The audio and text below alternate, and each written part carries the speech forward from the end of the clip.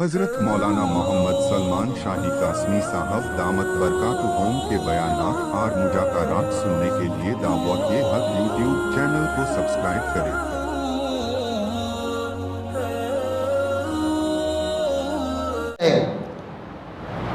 علامہ ترمذی رحمۃ اللہ علیہ نے ایک روایت نقل کی ہے اپنی کتاب میں، جسے روایت کرنے والے حضرت عبداللہ ابن عمر رضی اللہ عنہ کہتے ہیں، میں نے یہ حدیث رسول اللہ صلی اللہ علیہ وسلم سے ایک مرتبہ نہیں، 2 مرتبہ نہیں، بلکہ 7 سے زائد مرتبہ روایت کی ہے۔ اور اللہ کے رسول صلی اللہ علیہ وسلم نے بنی اسرائیل کے ایک نوجوان کا واقعہ سنایا جس کا نام تھا ذوالکفل۔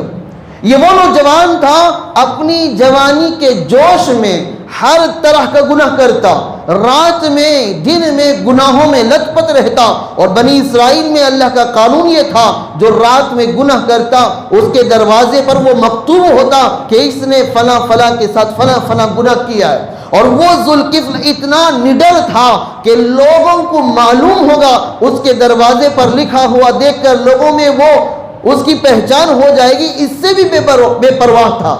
راتوں میں وہ گناہ کرتا، اس کے دروازے پر لکھا ہوتا کہ اس نے زنا کیا ہے، اس نے فلاں کام کیا ہے، لیکن لوگوں سے اس کی کوئی پرواہ نہیں تھی۔ اب بزرگان محترم، ایک دن وہ اسی ارادے سے گھر سے نکلا، اور پھر صبح ہوئی، لوگ راستوں پر آئے تو دیکھا دروازے پر لکھا ہے قد غفر اللہ ذوالکفل۔ وہ آدمی جس کے دروازے پر ہمیشہ لکھا ہوا ہوتا اس نے فلاں کے ساتھ زنا کیا ہے، اس نے فلاں کے ساتھ بدکاری کی ہے، فلاں کے ساتھ منہ کالا کیا ہے، آج اسی دروازے پر لکھا ہوا ہے اللہ نے ذوالکفل کی مغفرت کر دی۔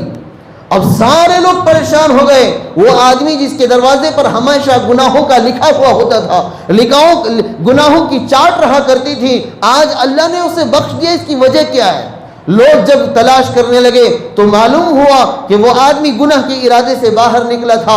اسی علاقے کی ایک عورت اپنی غریبی محتاجگی کی وجہ سے باہر آئی تھی روزی روٹی کمانے کے لیے۔ جب ذوالکفل نے اسے 60 دینار دینے کے بہانے بدکاری پر راضی کر لیا تھا، اب زنا کے لیے پوری تیاری ہو گئی، اب بدکاری کرنے ہی والا تھا، وہ عورت رونے لگی اور کانپنے لگی۔ اس نے کہا میری تو زندگی کا یہی مشغلہ ہے، مجھے میرے ہاتھ کبھی کانپے نہیں ہیں، نہ مجھے کبھی رونا آیا ہے، نہ کبھی میرے رونگٹے کھڑے ہوئے ہیں، لیکن تیری یہ عجیب حال کیوں ہے؟ تو رو بھی رہی ہے، تیرے ہاتھ پیر کانپ رہے ہیں اور تیرے آنکھوں سے آنسو جاری ہیں۔ تو وہ عورت کہنے لگی میں نے زندگی میں کبھی یہ گناہ نہیں کیا ہے، آج مجبوری کی وجہ سے یہ گناہ کرنا پڑ رہا ہے۔ تو اسی وقت ذوالکفل کھڑا ہو گیا، سوچا کہ اس نے زندگی میں پہلی مرتبہ گناہ کیا اور یہ رو رہی ہے، میں نے تو زندگی اسی میں گزار دی۔ اور اسی وقت کھڑے کھڑے اس نے توبہ کی۔ اس عورت کو اس نے 60 دینار بھی دے دیے اور بدکاری کرنے کے بجائے توبہ کر کے لوٹ آیا، اپنے گھر میں رات میں سویا، اسی حالت میں اس کی موت ہو گئی۔ تو اللہ نے اس کی توبہ کی وجہ سے اس کی مغفرت کر دی۔ اللہ کے رسول صلی اللہ علیہ وسلم ان واقعات کو سنایا کرتے تھے حضرات صحابہ کو، اور کہتے تھے کہ پاک دامنی اصل چیز ہے۔